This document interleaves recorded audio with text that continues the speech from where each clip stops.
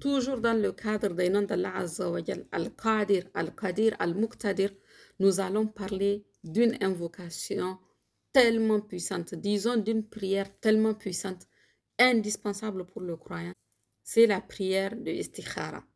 Pour qu'on essaie de comprendre en quoi consiste cette prière et que dorénavant, en ayant compris son importance, nous puissions l'appliquer dans nos vies. De pratiquement tous les jours, on a besoin de cette invocation-là, Inch'Allah, de cette prière. À tel point que dans un hadith qui est rapporté par Jabir ibn Abdallah radiallahu anhu, il a dit, le prophète sallallahu alayhi wa sallam nous apprenait l'invocation de la istikhara pour toute chose, comme il nous apprenait la sourate du Coran. Et il disait, sallallahu alayhi wa sallam, quand l'un d'entre vous projette de faire une chose, qu'il accomplisse 2 rakats en dehors des prières prescrites, puis qu'il dise, et là, le prophète sallallahu alayhi wa sallam a dit l'invocation de la istikhara. Et c'est un hadith qui est rapporté par Bukhari. Pourquoi nous avons besoin de cette prière? Pourquoi elle est indispensable pour nous? La istikhara, tu l'as fait quand tu prends une décision. Et dans notre vie, en fait, à chaque instant, nous sommes en train de prendre des décisions. C'est vrai qu'il y a des décisions plus ou moins importantes, mais donc, dès que tu dois prendre une décision importante, tu dois te référer à la istikhara. Et les premières générations des musulmans tenaient beaucoup à cette prière. Ils consultaient Allah subhanahu wa ta'ala avant d'entreprendre quoi que ce soit pour être guidés par Allah azza wa jal dans leurs décisions, dans leurs choix. Ils s'en remettaient à Allah subhanahu wa ta'ala à travers cette prière de istikhara. Et la istikhara, qu'est-ce que c'est? Littéralement, ça veut dire rechercher ce qui est bon. Et la istikhara est la 3e partie d'un processus de décision pour le musulman. La première partie, c'est que tu utilises ton propre raisonnement, tu évalues la situation, tu fais tes propres recherches. La deuxième, c'est que tu demandes conseil autour de toi. Tu demandes conseil aux gens de confiance qui t'entourent et qui possèdent de l'expérience ou de la connaissance sur le sujet pour lequel tu recherches conseil. Par exemple, si tu veux te marier, donc tu as déjà utilisé ton raisonnement, tu as fait des recherches, tu as évalué la situation par rapport au monsieur en face de toi avec lequel tu veux te marier. Tu as fait des enquêtes et tu as recherché conseil autour de toi à des gens de confiance, comme les membres de ta famille ou des gens vraiment de confiance. Des gens de confiance, pas n'importe qui. Donc, tu prends ta décision et maintenant, tu consultes Allah subhanahu wa ta'ala par rapport à ce choix que tu es en train de faire. Pourquoi? Parce que même en ayant fait ce travail de recherche, d'évaluation, de prise de décision, de consultation, nous avons de l'incertitude en nous vis-à-vis de notre incapacité, de notre nature qui est impuissante, de notre manque de connaissance de l'avenir. Donc, on s'en remet à Allah subhanahu wa ta'ala qui a la connaissance parfaite, qui a la puissance parfaite. Et donc, on s'en remet à lui pour qu'il nous confirme ce choix s'il est bon et qu'il nous en éloigne s'il n'est pas bon. Donc, l'objectif principal de la salat al-istikhara, la prière de consultation, c'est d'invoquer Allah subhanahu wa ta'ala pour que lui choisisse pour toi ce qui est le meilleur pour toi parce que lui, il a la connaissance du futur, du passé. De toute façon, il a la connaissance de toutes les choses, rien ne lui échappe et il est très capable. Donc, tu reviens vers Allah subhanahu wa ta'ala pour qu'il te fasse pour toi le meilleur choix. Et en cela, nous suivrons en le faisant l'exemple du prophète sallallahu alayhi wa sallam et des pieux prédécesseurs. D'ailleurs, le prophète sallallahu alayhi wa sallam, lui trouvait le repos dans la prière parce qu'il appliquait à la lettre les injonctions du Coran au point que Aïcha radiallahu anha nous a dit, bien sûr, que le prophète sallallahu alayhi wa sallam, son caractère, quand on lui a posé la question quel était le caractère du prophète sallallahu alayhi wa sallam, il a dit que c'était kana khuluquhu al-Qur'an, que son comportement, c'était le Coran. Donc, cela veut dire qu'il accomplissait ce que le Coran ordonnait et s'écartait de ce que le Coran interdisait et qu'il appliquait à la lettre les ordres d'Allah subhanahu wa ta'ala. Où est le rapport avec la prière de consultation, vas-tu me dire? Eh bien, il y a un hadith où Hudhayfa radiallahu anhu dit que quand le prophète sallallahu alayhi wa sallam était préoccupé par une chose, il allait chercher du soutien dans la prière. Et là, qu'est-ce qu'il faisait le prophète sallallahu alayhi wa sallam? Il répondait à l'injonction du Coran. وَاسْتَعِينُوا بِالصَّبْرِ وَالصَّلَاةِ وَإِنَّهَا لَكَبِيرَةٌ إِلَّا عَلَى الْخَاشِعِينَ. Et chercher secours dans l'endurance et dans la salat. Certes, la salat, donc la prière, est une lourde obligation, sauf pour les humbles. Donc, quand il était préoccupé par une chose, le prophète sallallahu alayhi wa sallam répondait à cette injonction et se tournait vers la prière pour trouver du soutien. Et tout au long de notre vie, de ta vie, de ma vie, nous allons être confrontés à des moments où nous avons besoin de soutien, à des moments où nous sommes préoccupés, à des successions d'événements parfois difficiles. Nous serons face à des choix difficiles, face à des épreuves et nous avons besoin de solutions et nous devons nous remettre donc vers qui? Envers Allah subhanahu wa ta'ala, Al-Qadir, Al-Qadir, Al-Muqtadir, qui a la connaissance parfaite et la capacité parfaite et qui peut répondre donc à la situation et nous diriger du mieux possible. Donc, quand tu as une décision à prendre, que ce soit avec qui tu vas te marier, un nouveau travail, déménager, quitter un pays, voyager, acheter un nouveau truc, même un nouvel habit si tu veux acheter, fais la prière al-istikhara pour que Allah subhanahu wa ta'ala dirige ton choix et fasse le choix le meilleur pour toi. Regarde ma soeur. Zainab radiallahu anha, quand le prophète sallallahu alayhi wa sallam l'a demandé en mariage, Zainab, elle a fait la salat al-istikhara. Le prophète sallallahu alayhi wa sallam, imagine-toi que le prophète sallallahu alayhi wa sallam demande quelqu'un en mariage et la personne va même réfléchir. C'est tout de suite oui. Mais elle a pris le temps d'aller consulter Allah Azza wa Jal pour qu'il choisisse pour elle le meilleur. Et bien sûr, le prophète sallallahu alayhi wa sallam est bien sûr le meilleur. Mais elle l'a fait confirmer par une prière, une consultation envers Allah Azza wa Jal. Anas radiallahu anhu rapporte que quand le délai de validité de Zainab a expiré, le messager sallallahu alayhi wa sallam a dit à Zayd, dis-lui que je la demande en mariage. Zayd a dit, je me suis rendu chez elle et je lui ai dit, oh Zainab, et cette bonne nouvelle, le messager d'Allah sallallahu alayhi wa sallam m'a envoyé pour te dire qu'il veut t'épouser. Elle a dit, je ne prendrai aucune décision avant de consulter mon Seigneur. Et elle se dirigea vers l'endroit de la maison où elle priait d'habitude et y a accompli la salat al-istikhara. Waouh! Voilà l'exemple que nous ont laissé les compagnons du prophète sallallahu alayhi wa sallam. Ça aurait été toi ou moi, ma soeur, je suis sûre qu'on aurait passé cette étape. Mais cette étape est tellement importante. Vraiment, la salat al-istikhara, elle est importante et c'est une grâce qu'Allah subhanahu wa ta'ala fait à cette communauté de pouvoir consulter Allah avant toute décision. Et ça, c'est une grâce immense. Car notre sublime religion est un guide de vie complet qui a tenu compte de tous les aspects de notre vie et nous a fourni une solution pour chaque chose. Parce qu'il nous a permis de nous tourner vers le meilleur conseiller, qui est Allah subhanahu wa ta'ala, qui connaît parfaitement toutes choses, afin qu'il nous conseille et qu'il choisisse pour nous et qu'il résolve notre dilemme, qu'il nous permette de prendre la bonne décision et de faire la meilleure chose pour nous-mêmes. Donc la prière de consultation, c'est quoi? La prière de consultation, la salat al-istikhara, comme toute prière, a comme prérequis les mêmes prérequis que les autres prières, donc la propriété de l'endroit, de l'habit, bien sûr les ablutions. Et il n'y a pas d'autres conditions spéciales pour cette prière qui est autre que celle des autres prières. Donc ça, ce sont les prérequis. Ensuite, comment elle se déroule? C'est que tu pries 2 rakats de prière surrogatoire. Cette prière est une prière surrogatoire. Donc, tu prends l'intention de faire la salat al-istikhara. Tu pries 2 rakats. En dehors, bien sûr, des 5 prières obligatoires. Donc, c'est une prière qui est surrogatoire. Dans la première rakat, tu récites la sourate al-Fatiha et une autre sourate. Et dans la deuxième rakat, aussi pareil, sachant que certains savants ont privilégié le fait de faire Fatiha plus Surat al-Kafirun, Kul ya ayyuhal kafirun, dans la première rakat, et dans la deuxième rakat, Fatiha plus al-Ikhlas, Kul huwallahu ahad. Wallahu alam, mais en tout état de cause, 2 rakats, Inch'Allah. Tu fais 2 rakats. Et ensuite, tu fais l'invocation. Et cette invocation, selon la divergence des savants qu'il y a eu, tu peux la faire soit avant le salut final, soit après le salut final, Inch'Allah. Et cette invocation, elle est puissante, ma soeur. Écoute, Allahumma inni astakhiruka bi ilmik. Oh Allah, je te demande de m'orienter par ta science vers le bon choix.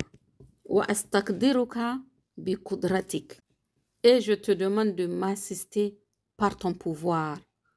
Wa as'aluka min fadlika al-azim. Et je te demande de ton immense grâce. Fa innaka taqdiru wa la aqdir. Je te demande donc ton immense grâce, car en vérité, tu as le pouvoir et je ne l'ai pas. Wa ta'lamu wa la a'lam. Et tu sais et je ne sais pas. Wa anta 'allamul ghuyub. Et tu es certes le grand connaisseur des choses cachées. Allahumma in kunta ta'lamu anna hadha al-amr.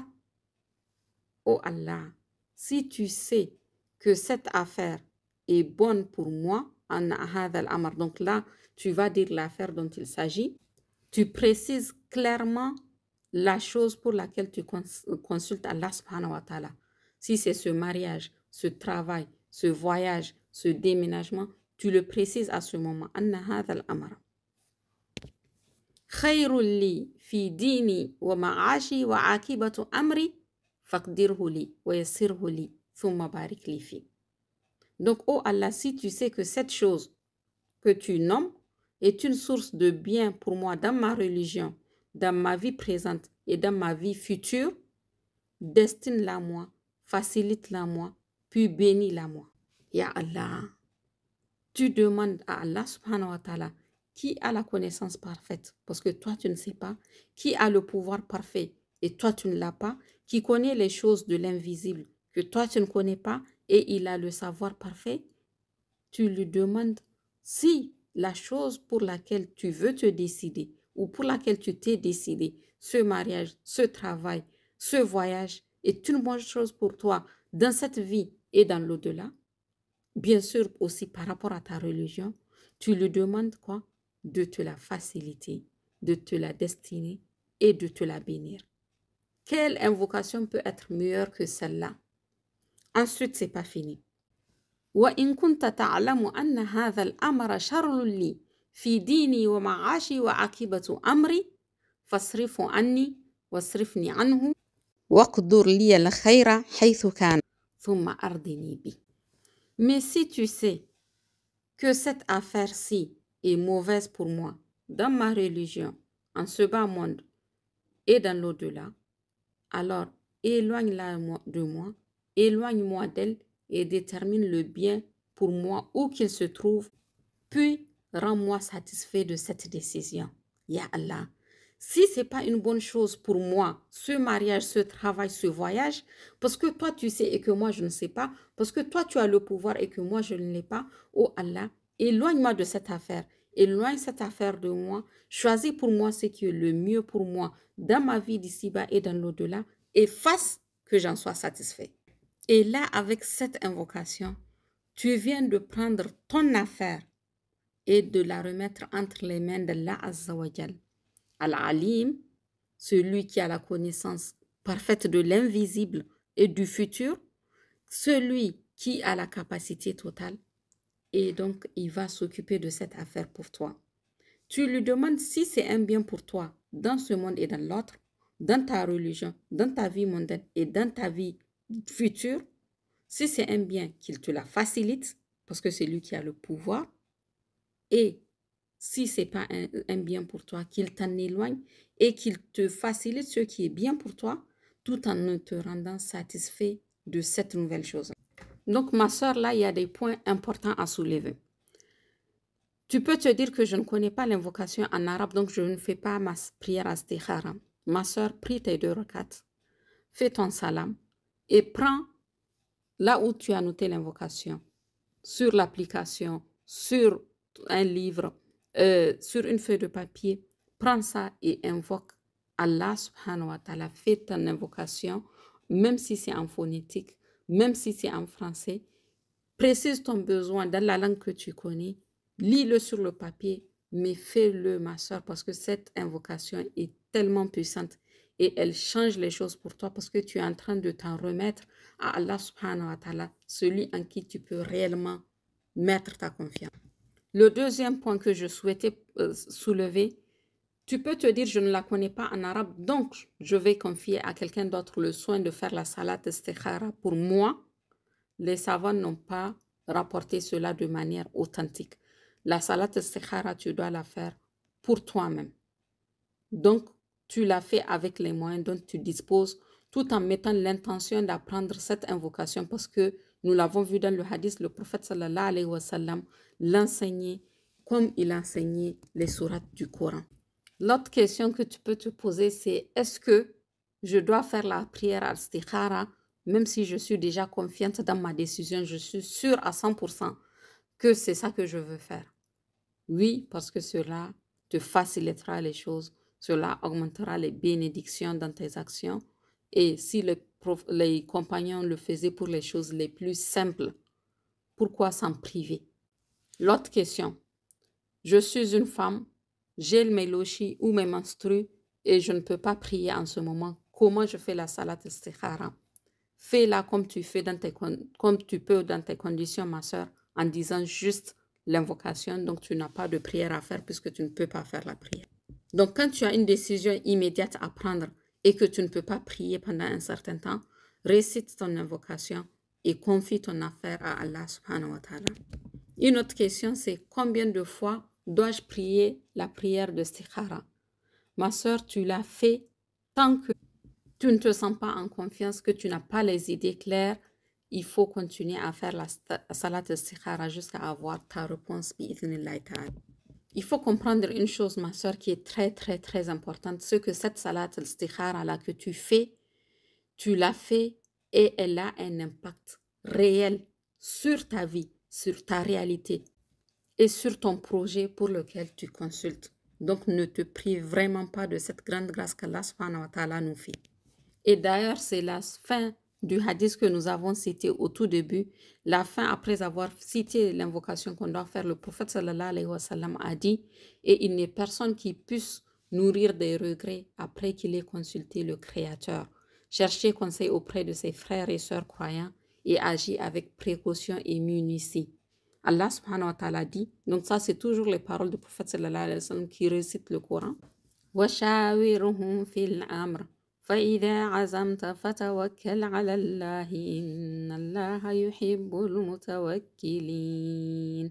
Et consulte-les à propos des affaires. Puis une fois que tu t'es décidé, confie-toi donc à Allah. Allah aime en vérité ceux qui lui font confiance.